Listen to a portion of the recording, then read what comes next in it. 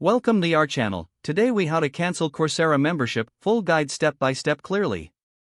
To cancel your Coursera membership, start by logging into your Coursera account.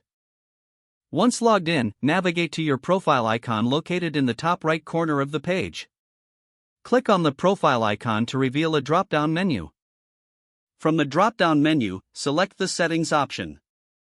In the Settings menu, locate the Billing section on the left sidebar. Click on Billing to view your subscription details.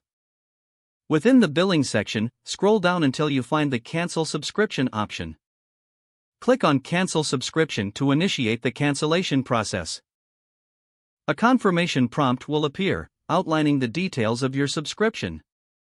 Read the information carefully and confirm that you wish to proceed. After confirming, your membership will be set to expire at the end of the current billing cycle. You will receive an email confirming your cancellation. Make sure to check your email for this confirmation to ensure your membership has been canceled successfully. If you encounter any issues, consider reaching out to Coursera's customer support for assistance. That concludes the steps to cancel your Coursera membership.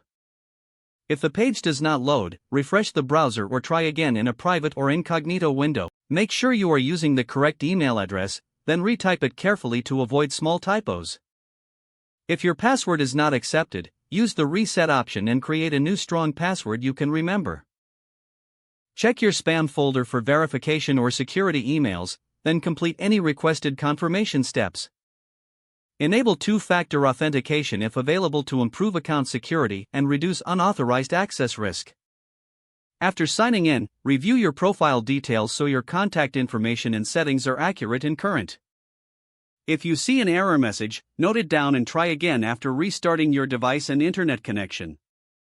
Log out when you finish, especially on shared devices, to keep your account and payment information secure. If the page does not load, refresh the browser or try again in a private or incognito window. Make sure you are using the correct email address, then retype it carefully to avoid small typos. If your password is not accepted, use the reset option and check your spam folder for verification or security emails, then complete any requested confirmation steps. Enable two-factor authentication if available to improve account security and reduce unauthorized access risk. Don't forget to like this video and subscribe to our channel for more step-by-step tech guides.